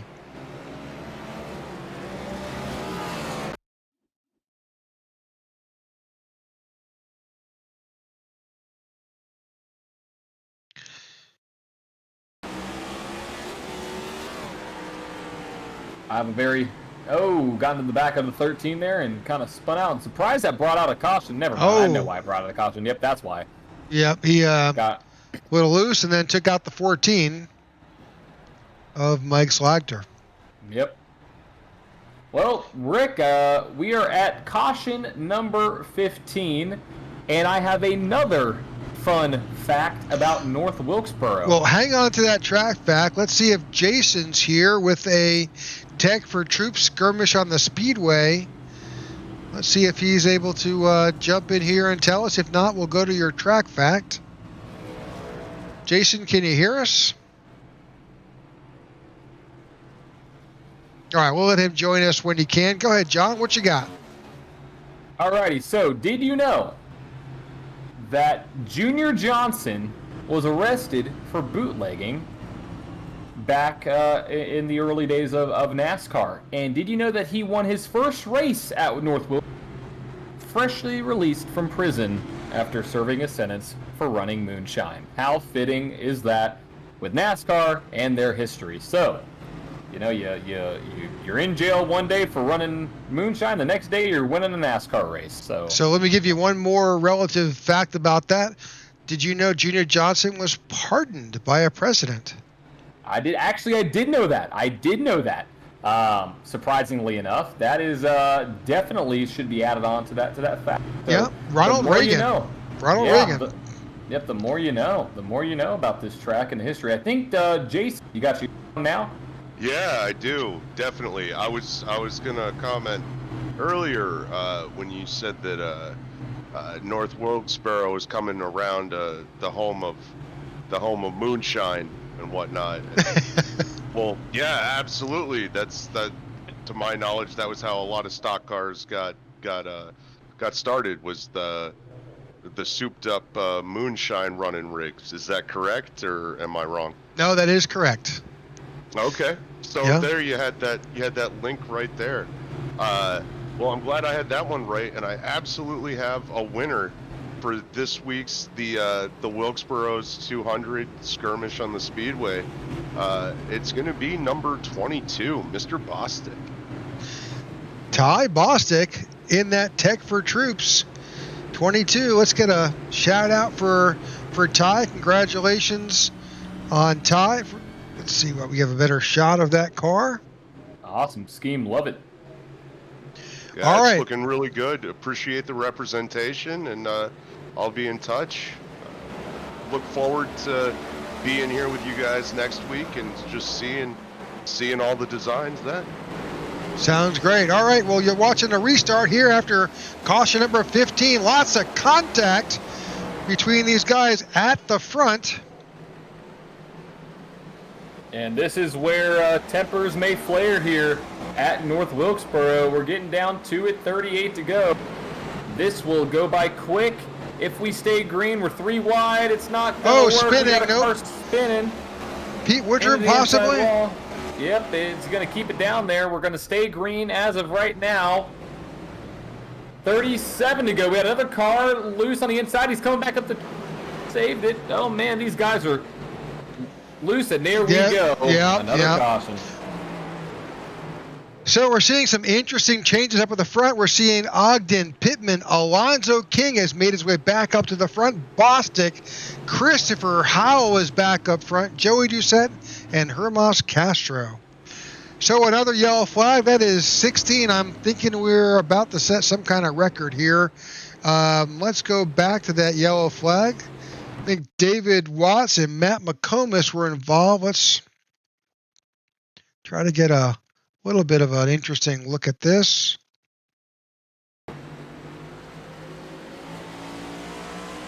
Oh, Matt McComas just came down on top of the 54. Yep, Austin Armstrong may have seen that incident happening in front of him. Nope, he did it all by himself. Oh, watch out. Yep.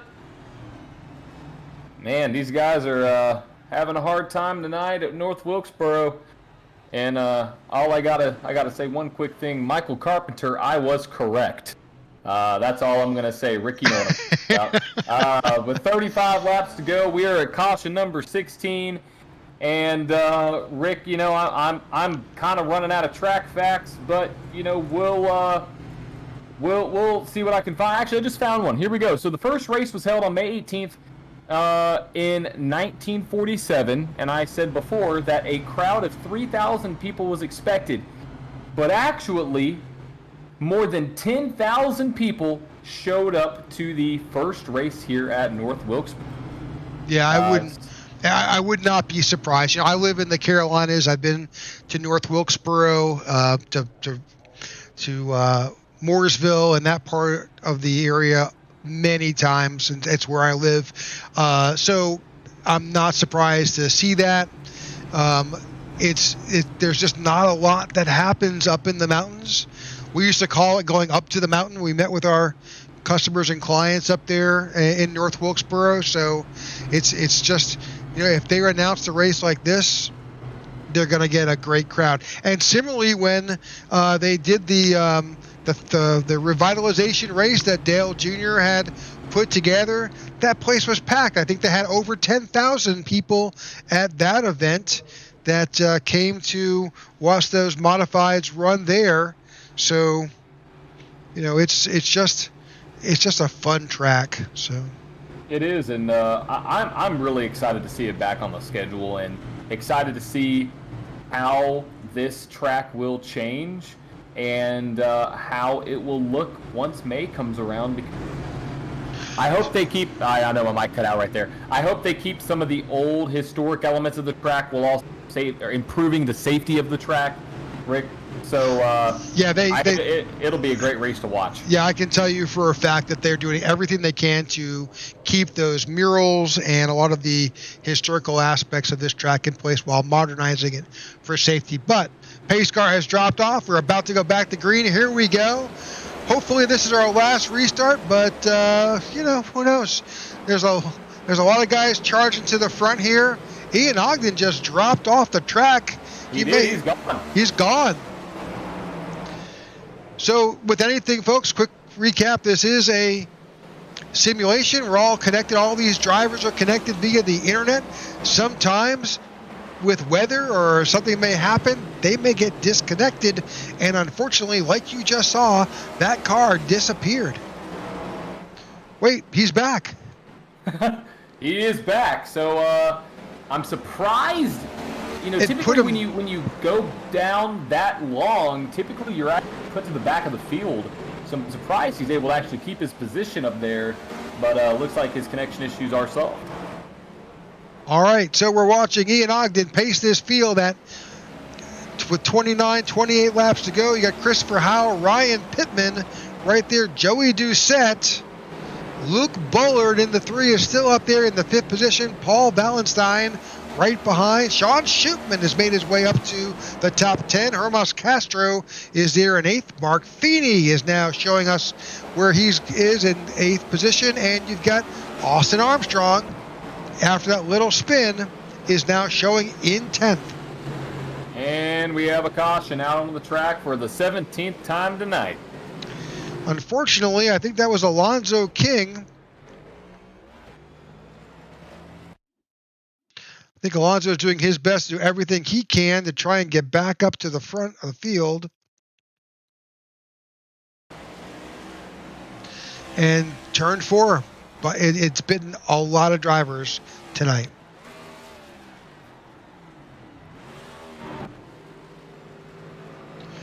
All right. Rick. So we're going to lose 3 or 4 laps here. So in our 17th caution of the night, 26 to go. That will be down to 23 when we get back to restart it, or 22, and could just be a few. So you got a number of drivers that are coming down pit road. Hermas Castro is in. William Mann Jr. You're seeing Alonzo King come down. Harley Barletta was in, as well as Matt McComas. I think he's still in. He's trying to get some repairs done. But our leader is still Ian Ogden.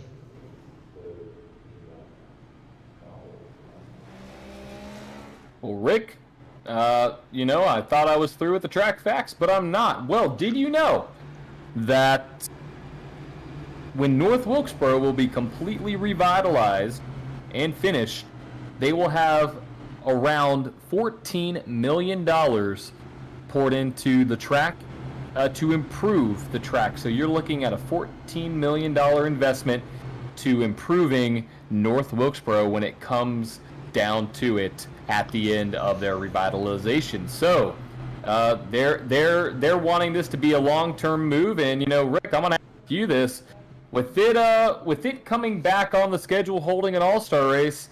Question number one: do you think it's going to stay on the schedule? And two, if it does, do you think we will see a regular season race here at North Wilkesboro? Personal opinion is not so much probably in the Cup Series, but I think it will be a stop for the Truck Series and possibly Xfinity. But I think that the Cup Series will use North Wilkesboro as a special event, like we're doing the All-Star Race or something else. There seems to be this current feeling right now within the Cup Series that they want more, since these cars are more IMSA based.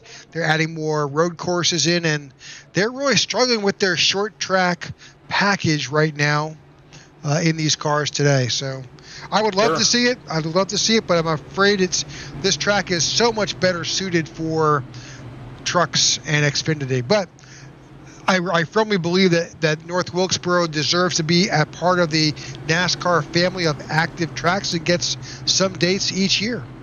Sure, I agree. I mean, and going back to your point, I mean, look at what NASCAR's trying to do with Project 96 for Le Mans. I mean, they're wanting a car to run in the 24-hour Le Mans there. So this car was definitely built for the IMSA style kind of racing.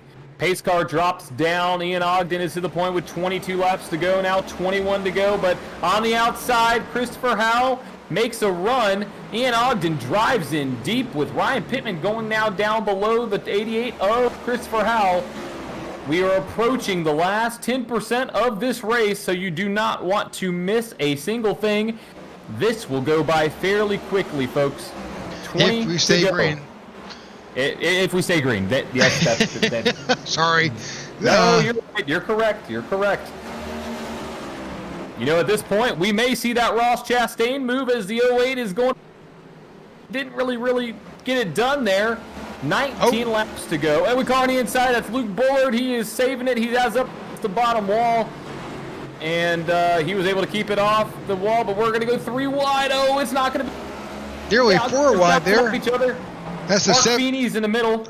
He is a Feeney sandwich. You got Marco Berube on the outside. And you got the 37 Shootman tagging the wall. You've got the 13 in the inside retaining wall. They're all over the place. We are still green. I can't believe these cars have stayed in the right direction this entire process. I mean, that was incredible with the amount of action, with the bumping, the banging, and everything going on. 17 to go. Oh, the 99 sideways. Here comes William Mann Jr. to the inside. Gosh, we're close. There's the 13 getting into the 25. Oh, the 29 gets into the back of the 99 again. They are definitely racing hard, trying to get his way around the 99. He's choosing the outside line. The 29's moved to the outside lane. Not always the fastest way around. The 13's trying it as well to get around the 37. Yeah, this is turning into some hard racing here mid-pack, but as it stands right now, Ian Ogden with 15 to go is your leader. And Christopher Howell's in second. He is dying for that first win of the season with Ryan Pittman in third and Joey Doucette in fourth. So can Ian Ogden get a win? Can Howell get a win? We'll see who's able to do what. Right now, Rick, any of those drivers within the top 5 can pull that Ross Chastain move and get around here and win this race. So we'll see who's able to get it done as the 08 is looking to of the 88. Your pole sitter trying to get to the front of this race. Oh, banging. Oh, spins. The 8 has contact. He stays and holds it. He keeps it going, pointing in the right direction. Oh, we're wrecking in 2. We're wrecking in turn 2. Somebody got turned. Bobby Gibson, I think, got spun. Alonzo King was also involved. He must have been really involved. He's already back in the pits. Let's try to see what happened here. Went to the inside of Mark Feeney. Yep. And then, unfortunately, William Mann Jr., the 13 of Armstrong, all wound up in the wall. 13's in the wall. Bobby Gibson winds up in the grass. Yep, everybody going everywhere. And then you got a tow for the number 80 machine. So Alonzo King will not be finished. Oh, we got more wrecks under caution. That is the 1 of Pete Woodrum, the 10 kind of getting in there a little bit of Matt McComas. All involved. A lot of action. Well, here we go. 11 to go. Rick, I want to say that I think that we may see a Ross Chastain move. You're egging them on. You're hoping they'll do that, aren't you? I'm very curious to see if it would work. Especially, I mean, we know it worked in practice, but, you know, so what is that going to look like? Yeah, my biggest concern is that these guys only have so much damage that they can incur on these race cars. And if they don't have if they don't have that allowance, that by going against that wall and contacting that wall multiple times, they could potentially black flag themselves and wind up being penalized for the damage. Agreed.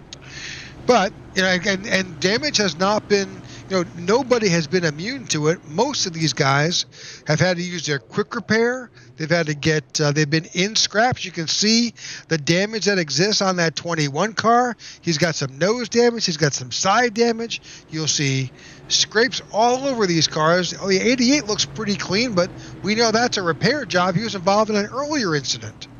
Absolutely, you are correct. And somebody on YouTube said there won't be a Ross Chastain. They'll get DQ'd if they do. Well, Rick, I think we know the admin team here pretty well. I don't know if they're somebody for making that move. I don't know if the disqualification would happen. Will that qualify in iRacing as an accident and not put you not allow you to do that? I don't know. We're about to find out maybe here in about 8 laps. But, you know, Rick, as you were saying, we're going to come into effect. We'll see how this plays into effect with 8 to go. It'll be 7 to go at the line. Do a little math. This race would be over in about 2 minutes. 2 minutes and 20 seconds if they kept the race clean and green. But, Rick, it's going to be an exciting race to the finish because Christopher Howell is looking for that coveted first win of the season. You got Joey Doucette looking to get another win in the win column. Look at Paul Valentine there as well. You never know. Maybe Bostic or Feeney could pull a move and get a win. But here we go. Racing, 7 laps to go. Oh! The Rex. He spun the tires. Jumping on the tires. That allowed Christopher Howell to move into first place. Yes, it did. Christopher Howell now to the point. Looks like the 21 is struggling bad. And now Joey Doucette moves into second. Can Christopher Howell get his first win of the season? 6 laps to go. Side by side behind him. That's all playing into Christopher Howell's hand. Here goes Joey Doucette. He should be clear right now with 5, now 4 laps to go. We are 3 and 4 wide. The 29 is spinning to the inside. We are wrecking out of turn 2. They are wrecking big time. We're going to have a big wreck out of 2. That is Feeney. William Mann Jr. as well. Mark Berube went off track. That's the last thing that Christopher Howell wanted to see. He was begging for there to be a green flag finish. But as it stands right now, folks, we are going to go to some green-white checkers. Well, let's take this time to quickly drop off to a quick commercial. You won't miss any of the replay. We'll show it to you right after. Hang tight. We'll be right back. When veterans get out of the military, a lot of them don't know how to translate their skill sets into the civilian world, and they lapse into poverty or into homelessness. But it can be easier with the right support. At Tech4Troops, our mission is to empower veterans in need with computers and training to get back in the workforce. We want to be able to support our veterans across the nation. Hello, my name is Amanda, and I support Tech4Troops.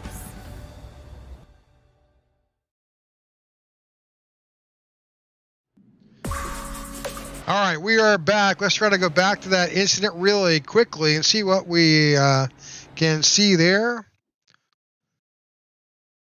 We need to follow. I guess Marco Berube probably was where we wanted to see. Let's get behind Marco and see just what we can see. There's 29 spinning. The 73 gets in the back, and yeah, just a lot of cars getting into. Oh, hard impact there to the inside wall. So you got a number of guys now on pit road. That's Mark Feeney, Harley Barletta, Austin Armstrong. Harley Barletta's been in there for a good bit. He's trying to probably execute some repairs as well. 73 of Mark Feeney. Yep. All right. So we are going to go, I'm guessing we're going to go to a green-white checker here. Yeah, we should. I'm looking at. So we've had 19 cautions. Yep, 19 cautions. Let's hope we can avoid the 20th caution.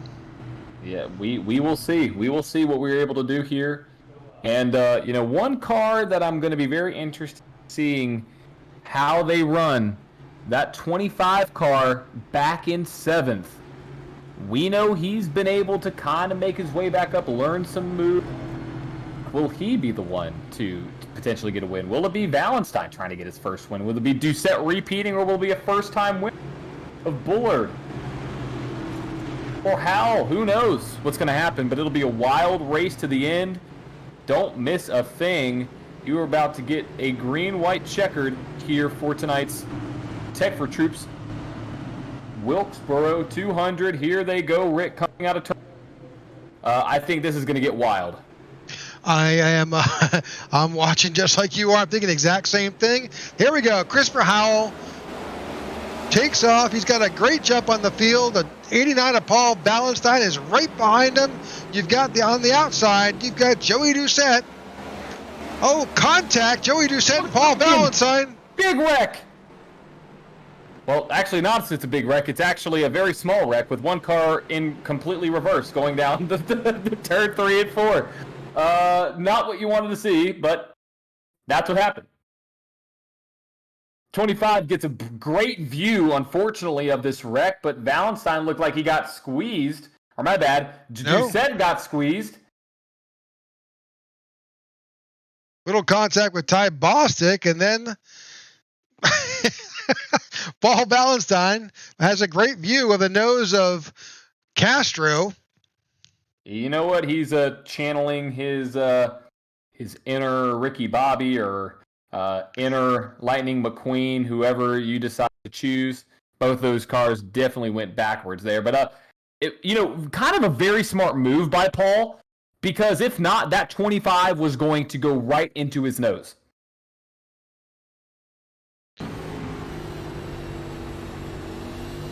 This is the only in-car camera we've got on this model vehicle.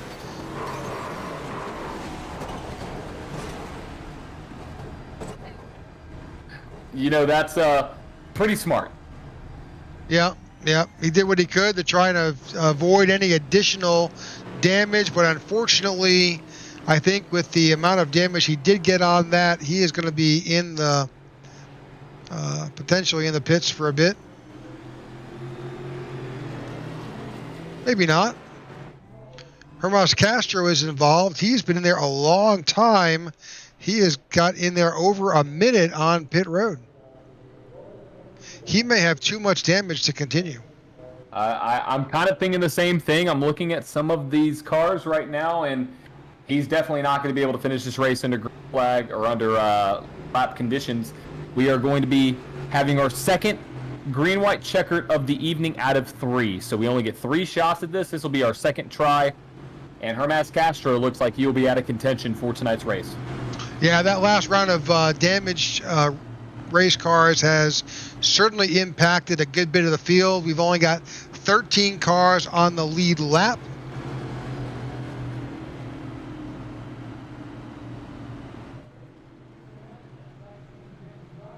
You've got 2 11-11 cars up front. Christopher Howell, Joey Doucette. Ty Bostic is back there in third. Ryan Pittman will be on the outside.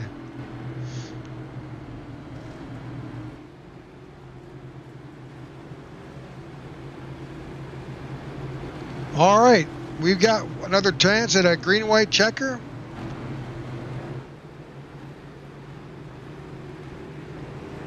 Like I said before, I don't know who's going to win this. I don't know who's going to come out.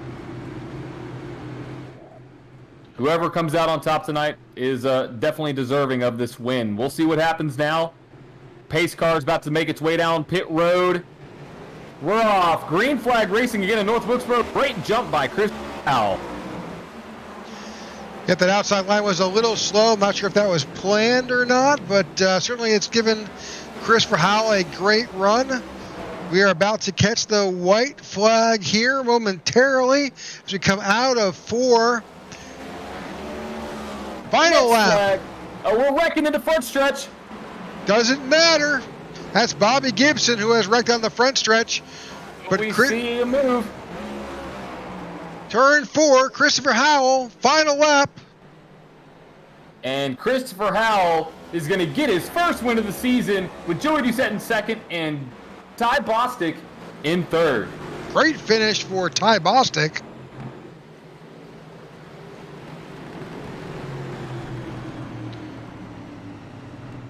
All right, that's the end of the inaugural Tech4Troops Wilkesboro 200. Your winner, Christopher Howell, his first win of the season, and certainly he has been hunting for that win all season. Yeah, it's a long time coming for Chris. Oh! he may have chosen to celebrate a little early and wound up getting T-boned by the 54 of David Watts. Well, we got to make sure Chris is in stable condition after that hit. Yeah, that was definitely not meant to happen. But to add to the level of cautions we had tonight, that was a great moment of humor right there between the 88 and the 54. It looks like the 88 can't even get his car moving, but that's all. We're going to go through your finishing order. Rick, go ahead and take it away. So your winner tonight, Christopher Howell with Average Joe Motorsports, gets his first win of the season, followed by Joey Doucette in second, Ty Bostic in third of Southern E Motorsports, Luke Bullard in fourth, William Mann Jr. in fifth, Freddie Dursock Jr. with his best finish of the season in sixth, Paul Ballenstein in seventh, Ian Ogden, after being up at the front and dealing with some incidents early on, finishes top 10 in 8th. Marco Berube in 9th. Sean Shipman in 10th. Ryan Pittman in 11th. That was our pole sitter. Brad Previtt in 12th. Peter Woodrum in 13th. Bobby Gibson in 14th. David Watts finishes in 15th. Hermas Castro in 16th. Mark Feeney in 17th. And Hartley Barletta is in 18th. 19th is Matt McComas. Austin Armstrong finishes in 20th. Alonzo King in 21st. Chris Worrell, unfortunately, finishes in 22nd after leading many laps there. Mike Slagter in 23rd. Zachary Allen in 24th. Joey Thompson in 25th. All right, let's see if we can find our third place finisher, Ty Bostic. Let's see if we can bring him into the broadcast booth. Ty Bostic, congratulations on your P3 finish. Appreciate it.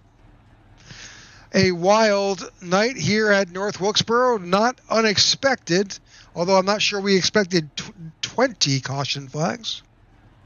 It ended up being 20. 19, I think, official. But it was a bunch. So what were your John thoughts? Undershot on his 15 prediction a little bit, huh? I said over. I was trying to play it, conservative. But Ty, you had a great run out there. It was definitely a challenging race. What would you say was the most challenging part of these 200 laps at North Wilkesboro? Dodging wrecks. Yeah, I give you that. Easy answer. Easy answer. Yeah. Yeah, so you had to keep an eye on who was losing a little bit and try to avoid them most of the time. Well, I'm glad I didn't get a chance to listen to any of the race chatter. I'm hoping that although there were a lot of incidental contacts where you weren't involved, but you got pulled in. I'm hoping that cooler heads prevailed, and we'll be on to our next race. But congratulations on your P3 finish. Any shout outs for tonight? Yeah, give a shout out to my family. All my family likes to watch these, so shout out to them. Well, it's a great finish. This is probably one of your better finishes of the season so far. Yep, for sure. Great. All right, that was your P3 finisher, Ty Bostic with Southern E Motorsports. We appreciate him joining us here in the booth, and Ty, we'll see you next week. Appreciate it, guys. You have a good night. All right. Let's see if we can now get Mr. Joey Doucette.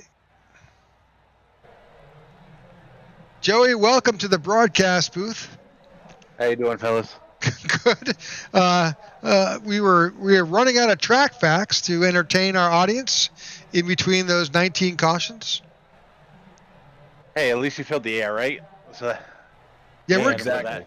we are good Sure. at that. We're good talkers. So no, we enjoyed it. Yeah, I know as we came down towards the end there, it was you and your teammate. You had that outside line. Were you working there together? What was your thoughts there? Just working here. I mean, we're all competitive. We want wins. I mean, but we try to help you out each other too. But no, Chris had the better car out of me, anyways. I just got lucky being there. I mean, Chris Worrell had some problems. Castro had some problems. I mean, them guys were all fast in the beginning, and they just. I mean, like I said, I'm just lucky to finish second. I had no speed whatsoever. I was up there, but I was just trying to avoid the wrecks, and I got into one. I was going to say I had a clean race, but I got into one with Paul, and I forgive him for that. But other than that, I think it was all a good night for me. well, I think Sure. it's really hard. Attrition definitely plays a factor here, especially when you've only got so many incident points that you can use before you actually get a penalty here as well. So yeah, and it's a tricky track. There's not many guys drive this Cup car on a short track like North Wilkesboro. No, a lot of people. I was hearing it in the car. A lot of people were downshifting each corner. I was just staying in fourth, and the car was more sturdy that way for me. I wasn't getting loose like the other guys were. So I mean, I think that kind of helped, and I saved the right rear a lot more coming out. Just wish we had more time instead of the couple of green white checkers there, and maybe I could have done something. But I'll take a P2 any day. Absolutely. Absolutely. Yep. Any shout outs or thanks you want to give to? Thanks to my teammates. Chris, with the win. Ian, he led some laps. He didn't think he was going to be up there. Sucks that he spun his tires there. Harley was having some trouble. John couldn't make it. So Average Joe's, 1111 Racing, Racing for Heroes, Pattern Paints, Tech4Troops, you guys, iRacing Motorsports, iRacing Warrior Motorsports League. I mean, you guys are great. I mean, I wouldn't ask for anything better. Well, we certainly appreciate that, and congratulations on your P2 finish. I guess we'll see you next week. All right, see you later. All right. That is your second place finisher, Joey Doucette with Average Joe Motorsports. And we've got our winner. Let's see if we can grab Christopher Howell here. Christopher, congratulations. You survived the North Wilkesboro 200.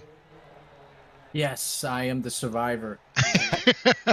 And you got your first win of the season. It's been a long time coming.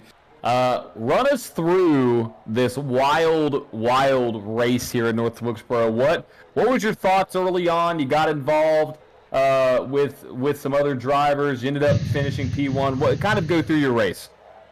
Early on, there was a couple quick cautions, but then there was a good green run there, and me and Chris were battling for first and second, and I thought it was going to go green for a while, and then all of a sudden the cautions started coming out, and the one restart there with I think Chris was in second and I was in third.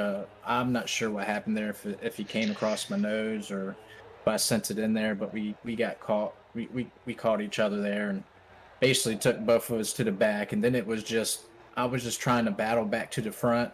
I started making some headway, and I got collected in something else. It was unfortunate, and then had to use a fast repair, went a lap down, got my lap back, and I just stayed out when all those guys went in, and it worked out for me because the tire fall off wasn't that great because there were so many caution laps. So that was really my saving grace. But I did have some speed, so it wasn't like it was given to me. So. No, we were impressed that you were able to make your way back up. You stayed as a hard charger, and except for that early incident, relatively clean. Yeah, I was holding 0x there for a while, and then it's short track racing. It's just a product of tight spaces, and I don't think a lot of these guys have too much experience around this group of guys on the short tracks. So. It'll get better over time the more we do some short tracks. So I think this is like our second one. I think we've done Richmond in this one. So we'll get better. Well, and frankly, this car is a little bit different for short track racing. It really is really it's just not built for short tracks. So there's a lot more driver finesse that has to take place with throttle control and management. So yeah, I mean. This car it's really too much for this track. Yeah, we were talking about that, and talking about how the Cup Series is going to come here up in May and everything. So it was proven tonight. These cars are a handful at North Wilkesboro, but that is what we kind of expected. But Chris, congratulations on your first win of the season. You've been close a lot of times. We've talked to you in second and third, but congratulations on getting your first win. With Joey there and second, your teammate. Any shout-outs or thanks you want to give tonight before we sign off?